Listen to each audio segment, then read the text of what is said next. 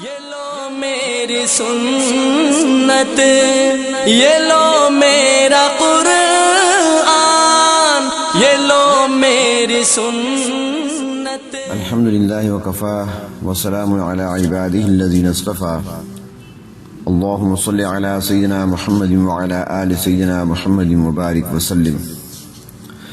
جناب نبی کریم صلی اللہ علیہ وسلم نے مختلف پھل بھی استعمال فرمائے ہیں اور پسند فرمائے گئے ہیں۔ آپ نے انجیر کا بھی استعمال فرمایا ہے، اور انجیر کے بارے میں جناب نبی اکرم صلی اللہ علیہ وسلم نے اپنے صحابہ کرام سے فرمایا کہ کھاؤ، اگر میں کہتا کہ جنت سے کوئی میوہ اتارا گیا ہے تو انجیر کے بارے میں کہتا، یہ بواسیر اور نقرس کے لیے نافع ہے، نفع مند ہے۔ اسی طرح آپ صلی اللہ علیہ وسلم نے انگور بھی استعمال فرمائے، کشمش بھی آپ نے استعمال فرمائی۔ حضرت ثابت بن انس رضی اللہ تعالی عنہ نے ذکر کیا ہے کہ جناب نبی اکرم صلی اللہ علیہ وسلم سعد بن عبادہ رضی اللہ تعالیٰ عنہ کے گھر داخل ہوئے، انہوں نے کشمش پیش کی، آپ صلی اللہ علیہ وسلم نے کھائی اور فراغت پر ان کے لیے دعا فرمائی۔ اکل طعامکم الابرار وصلت علیکم الملائکہ وافطر عندکم الصائمون۔ مسند احمد میں یہ روایت ہے کہ آپ نے ان کے لیے دعا فرمائی، اور دعا کیا تھی کہ تمہارے پاس نیک لوگ ہی کھانا کھائیں اور فرشتے تم پر رحمتیں بھیجیں، اور تمہارے پاس روزے دار افطار کرتے رہیں۔ اسی طرح آپ صلی اللہ علیہ وسلم نے انار کو بھی استعمال فرمایا اور پسند فرمایا ہے۔ شہتوت، جسے توت بھی کہا جاتا ہے، وہ بھی آپ نے استعمال فرمایا ہے۔ سفرجل بہی جسے کہا جاتا ہے، وہ بھی آپ صلی اللہ علیہ وسلم نے استعمال فرمایا ہے، بلکہ اس کے بارے میں آپ صلی اللہ علیہ وسلم نے ارشاد فرمایا کہ سفرجل کھاؤ، یہ دل کو صاف کرتا ہے، مجلہ کرتا ہے، سینہ کے درد اور بوجھ کو زائل کرتا ہے۔ حضرت عبداللہ ابن عباس رضی اللہ تعالی عنہما کی روایت ہے کہ جب آپ صلی اللہ علیہ وسلم کے پاس موسم کا پھل آتا تو اسے بوسہ دیتے، آنکھوں سے لگاتے، اور پھر یہ دعا پڑھا کرتے تھے، اللہم کما اطعمتنا اولہ فاطعمنا آخرہ۔ اے ہمارے پروردگار، جس طرح آپ نے اس کا شروع کھلایا ہے، آخر بھی کھلا، اور پھر کسی بچے کو دے دیتے، یعنی کہ حاضرین میں سے کوئی چھوٹا بچہ ہوتا تو اسے دے دیتے۔ اور حضرت ابو ہریرہ رضی اللہ تعالیٰ عنہ سے روایت ہے، مسلم شریف جلد 2 میں، وہ فرماتے ہیں کہ آپ صلی اللہ علیہ وسلم کے پاس جب موسم کا پھل یعنی پہلا پھل آتا تو یہ دعا پڑھتے تھے، اللہم کما اریتنا اولہ ارنا آخرہ۔ اے اللہ، جیسا کہ آپ نے اس کا اول کھلایا، جیسا کہ آپ نے ہمیں اس کا اول دکھایا، آخر بھی دکھلا۔ تو یہاں سے معلوم ہوا کہ موسم کا پہلا پھل دیکھنے پر دعا کرنا سنت ہے، اور دوسری چیز سنت جو ہے وہ اگر اس وقت کوئی چھوٹا بچہ موجود ہو تو پہلا پھل اس کو دے دینا۔ تو یہ 2 سنتیں ثابت ہو رہی ہیں۔ زیتون کو بھی آپ نے پسند فرمایا۔ حضرت عمر بن خطاب رضی اللہ تعالیٰ عنہ سے روایت ہے کہ نبی اکرم صلی اللہ علیہ وسلم نے فرمایا، زیتون کا تیل کھاؤ اور اس کا تیل لگاؤ، یہ مبارک درخت سے ہے۔ حضرت علی رضی اللہ تعالیٰ عنہ نے فرمایا کہ نبی کریم صلی اللہ علیہ وسلم نے مجھ سے فرمایا، اے علی، زیتون کھاؤ اور اس کا تیل لگاؤ، جو لگائے گا شیطان اس کے پاس 40 رات تک نہیں آئے گا۔ اور حضرت ابو ہریرہ رضی اللہ تعالیٰ عنہ کی ایک روایت میں یہ بھی ہے کہ 70 بیماریوں سے اس میں شفا ہے۔ مولا علی قاری رحمۃ اللہ علیہ نے ذکر کیا ہے کہ زیتون کو روٹی کے ساتھ کھانے کی تاکید ہے۔ اس کے مبارک ہونے کا ذکر قرآن پاک میں بھی ہے۔ مبارک اس وجہ سے کہا گیا کہ اس کے بہت سے فائدے ہیں، نفع ہیں، اور اس وجہ سے کہ اس کی پیدائش مقدس زمین ملک شام میں ہوئی ہے۔ اس علاقے کو 70 نبیوں کی برکت حاصل ہے، جس میں حضرت ابراہیم علیہ السلام بھی ہیں۔ زیتون میں جہاں دوائی اثرات ہیں وہاں پر اس کے اندر بھرپور غذائیت بھی رکھی گئی ہے۔ حضرت عبداللہ ابن عباس رضی اللہ تعالیٰ عنہ فرماتی ہیں کہ اس کی ہر چیز میں نفع ہے۔ اس کا تیل جلانے کے کام آتا ہے، کھانے کے کام آتا ہے، اس کا درخت دباغت کے کام میں آتا ہے، ایندھن جلانے کے کام میں لایا جاتا ہے، حتیٰ کہ اس کی راکھ ریشم دھونے کے لیے خاص طور پر مفید ہے۔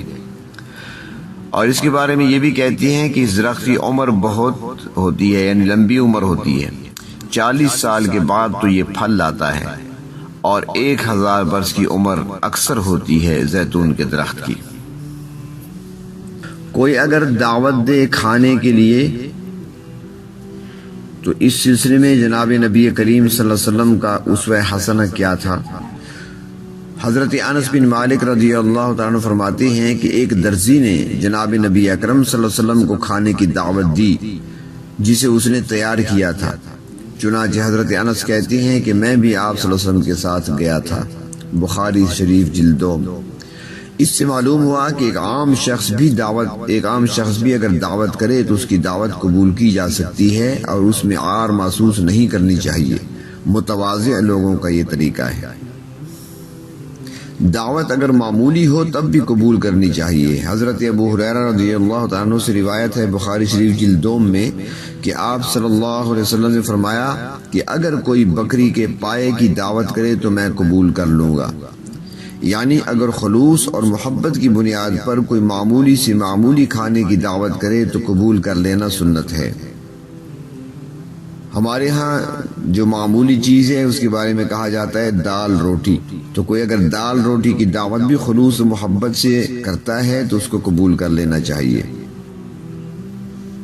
یہ بات خلاف سنت ہے کہ معیار کو دیکھا جائے، اگر عمدہ اور بہتر کھانے کا پتہ چل جائے تو شریک ہو جائے، ورنہ نہیں، ایسا نہیں ہونا چاہیے۔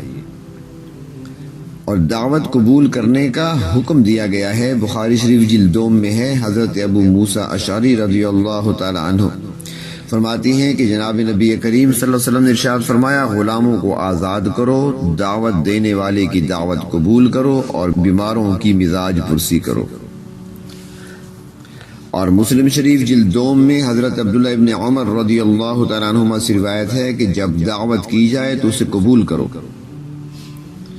اور دعوت قبول نہ کرنے پر وعید بھی سنا دی گئی ہے۔ بخاری شریف جلد 2 میں ہے۔ حضرت ابو ہریرہ رضی اللہ تعالیٰ عنہ فرماتے ہیں کہ جس نے دعوت کو چھوڑ دیا یعنی قبول نہ کیا، اس نے اللہ اور اس کے رسول صلی اللہ علیہ وسلم کی نافرمانی کی۔ لیکن یہاں پر یہ بات یاد رہے کہ اس سے ہر دعوت مراد نہیں ہے، بلکہ وہ دعوت ہے جو سنت کے طور پہ ہو، جو صرف خلوص اور محبت کی بنیاد پر ہو، فخر، ریا، شہرت مقصود نہ ہو، عار سے بچنے کے لیے نہ ہو، نہ بدلہ اور عوض کے پیش نظر ہو، اور نہ وہاں پر خلاف شرع امور ہو جیسے گانا بجانا، اور نہ وہاں پر کھلانے کا خلاف سنت طریقہ ہو جیسے میز کرسی پر کھلانا، اور نہ ہی وہ صرف امراء اور خوشحال اور امیر لوگوں کی دعوت ہو۔ تو پھر اگر دعوت سادگی کے ساتھ ہے، خلاف شرع امور نہیں ہے، اور اخلاص اور محبت کی بنا پر دعوت دی گئی ہے تو اس کا قبول کرنا سنت ہے۔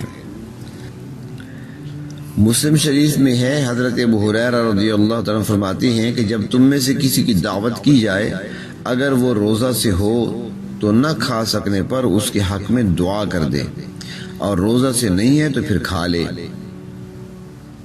اگر کھایا نہیں جا سکتا، روزے کی حالت ہے، تو دعا تو کی جا سکتی ہے، مغفرت کی دعا کی جا سکتی ہے، برکت کی دعا کی جا سکتی ہے۔ دعوت میں دوسرے کسی فرد کی شرکت کی شرط رکھنا۔ حضرت انس رضی اللہ عنہ فرماتے ہیں کہ ایک فارسی آدمی جو سالن نہایت عمدہ بناتا تھا، اس نے آپ صلی اللہ علیہ وسلم کے لیے کھانا تیار کیا اور آپ صلی اللہ علیہ وسلم کے پاس آیا اور دعوت دی۔ آپ صلی اللہ علیہ وسلم نے اسے بلایا۔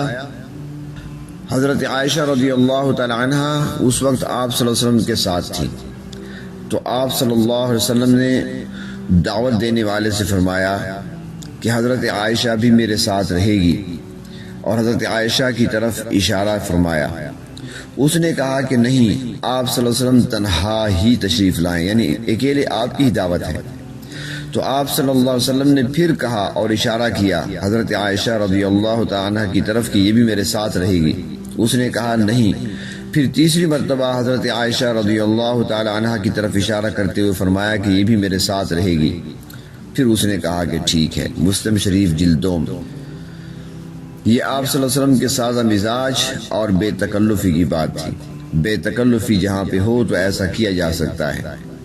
اور حضرت علامہ نووی رحمۃ اللہ علیہ فرماتی ہیں کہ حضرت عائشہ رضی اللہ تعالی عنہ کے بھوکی ہونے کی وجہ سے آپ صلی اللہ علیہ وسلم نے ایسا کیا ہوگا، کیونکہ کئی دن تک گھر میں کھانا نہیں ہوتا تھا، فاقہ ہوتا تھا۔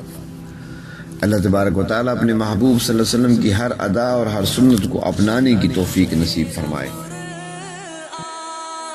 یہ لو میری سنت، یہ لو میرا قرآن، یہ لو میری سنت، یہ دکھلائے گی تم کو اب راہ جنت۔